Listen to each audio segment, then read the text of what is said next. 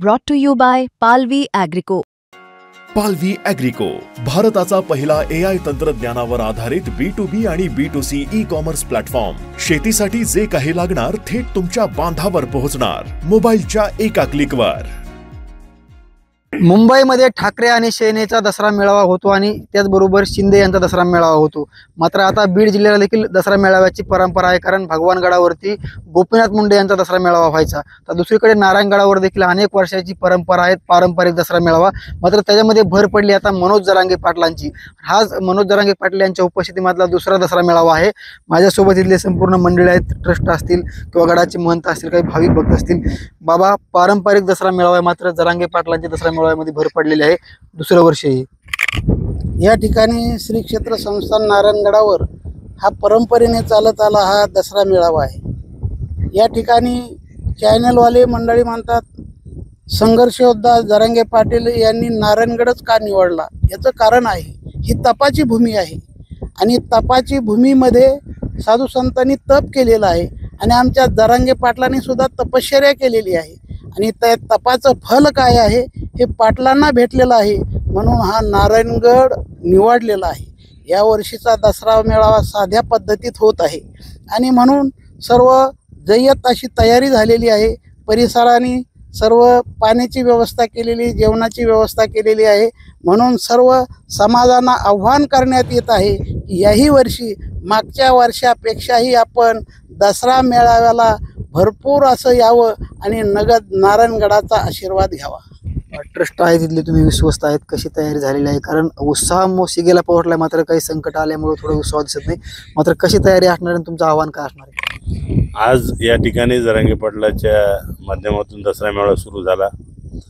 बाबांनी आणि त्यांनी ज्यावेळेस पहिला दसरा मेळावा सुरुवात केली आणि त्याची तयारी ह्यावेळेस सगळेजण करत असताना संकट या ठिकाणी महाराष्ट्रावर आलं आहे.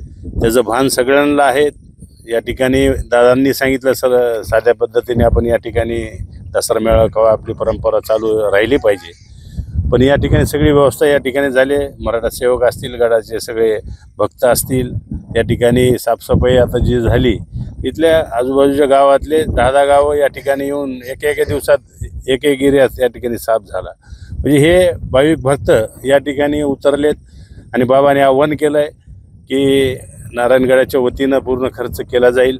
ज्यांना काही देणगी स्वरूपामध्ये कोणाला काही करायचं असेल तर त्यांनी खाली पाण्याच्या बाटल्या असतील, त्यांचा नाश्त्याची, कोणाला जेवायची, तुमच्या आपल्या जे पद्धतीने वाटतंय त्या पद्धतीने आपण करावं. या पद्धतीचे पाठीमागच्या काळामध्ये जसं आपण गेल्या दसरा मेळाव्याला केलं त्या पद्धतीचं नियोजन आहे, त्यामध्ये काही फरक नाही. फक्त आव्हान यावेळेस ज्याप्रमाणे गेल्या वेळेस आव्हानं केले दसरा मेळाव्याला या असं करा, पण ही परिस्थिती पाहता जसं येथील भक्त त्या पद्धतीनं आणि त्याच मोठ्या उत्साहानं आणि त्याच ताकदीनं पुन्हा हा मेळावा ते जसा गेल्या दसरा मेळावा झाला त्याच ताकदीनं होणार आहे.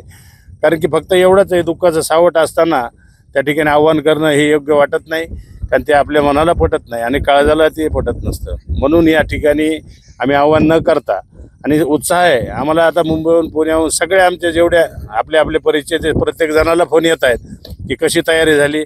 आत्ताच नाना म्हणले बारामतीचे लोक बघायला या ठिकाणी यायला लागलेत. म्हणजे बाहेरचे लोकसुद्धा या ठिकाणी येणार आहेत. पण आम्ही बळजबरी गडाच्या वतीनं असेल किंवा दादाच्या वतीनं असेल काय मराठा सेवकाच्या वतीनं आम्ही असं फोर्स कोणाला जसं गेल्या वेळेस केला तसं आम्ही करत नाहीत. पण त्या पद्धतीनं ताकदीने येणार आहेत. जरांगे दादा काय आता मार्गदर्शन करणार आहेत, काय संदेश देतील हे त्याची वाट लोक पाहत आहेत. बाबा आशीर्वादपद आपल्याला काय बोलणार आहे ह्याची वाट त्या ठिकाणी पाहत आहेत. म्हणून गडाच्या वतीनं ट्रस्टी असतील, बाबा असतील, आम्ही सर्वजण भक्त असतील, आम्ही पूर्ण ताकदीनं बाबाच्या पाठीमागे आहेत. आणि जरांगे पाटलाचा दसरा मेळावा ज्या गेल्या वेळेच्या पद्धतीचं जसं निवेदन आहे तेच निवेदन ह्या वेळेस आहे. फक्त या ठिकाणी पूर्ण ताकदीनं आता समाज या ठिकाणी बाहेर असतील त्यांनी सगळे यावं एवढंच आव्हान मला या ठिकाणी करायचं आहे. आणि हा दसरा मेळावा आगळा वेगळा आहे आजचा, कारण मुंबईच्या नंतर आपल्याला विजय मिळाला आहे. तो दसरा मेळावा विजय दसरा मेळावा म्हणून आपण साजरा करण्यासाठी सगळ्यांनी यावं एवढंच मला या ठिकाणी आव्हान करायचं आहे. आणि नगद नारायणचरणी एवढीच प्रार्थना करायची, जे संकट आहे, संकट आलं आहे शेतकऱ्यावर, यातून मार्ग निघावा, त्यातून त्यांना सुखरूप बाहेर निघावं एवढंच आई जगदंबेला आणि नगद नारायणची चरणी प्रार्थना करतो. कसं बघताय दसरा मेळाव्याकडे? कारण विजयी दसरा मेळावा आहे, कारण हैदराबाद गॅजेट सरकारनं लागू केले, कारण ह्याच मंचावरनं गत वर्षी इशारा दिला होता सरकारला. महाराष्ट्राची धाकटी पंढरी असलेल्या श्री क्षेत्र नारायणगड येथे संघर्ष योद्धा मनोजदादा जरांगे पाटील आणि आदरणीय महंत शिवाजी बाबा यांच्या उपस्थित आणि यांच्या मार्गदर्शनात हा दसरा मेळावा होतोय। या दसरा मेळाव्याची सगळी तयारी झालेली आहे। पार्किंग असेल, रस्त्याचा प्रश्न जो मुख्य होता तो मिटलेला आहे। सगळे रस्ते दुरुस्त केले जात आहेत। पाण्याची, नाश्त्याची, जेवणाची व्यवस्था पंचक्रोशीतल्या, जिल्ह्यातले आणि महाराष्ट्रातले काही प्रमुख लोक आपापल्या पद्धतीने करतायत।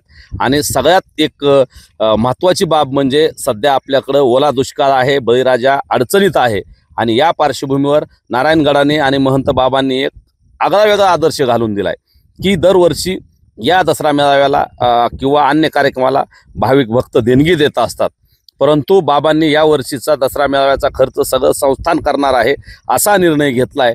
आणि जो काही निधी जमा होणार होता तो निधी जमा न करता थेट शेतकऱ्याला ज्याला देणगी द्यायची त्यांनी थेट शेतकऱ्याच्या घरात नेऊन ती देणगी द्यावी असा आदर्श निर्णय घेतलाय। आणि या दुःखाच्या पार्श्वभूमीवर हा एक शेतकऱ्यांना हात आहे। आता नारायणगडाने हे सगळं पुढे येऊन केल्यानंतर अनेक मोठमोठे देवस्थानं सुद्धा नारायणगडाच्याच पावलावर पाऊल ठेवून आता शेतकऱ्यांना, बळीराजाला मदत करण्यासाठी पुढे येत आहेत। हा या दसरा मेळाव्याचा खरा एक गाभा आहे किंवा एक वेगळा संदेश आहे असं म्हटलं तर ते अतिशयोक्ती ठरणार नाही।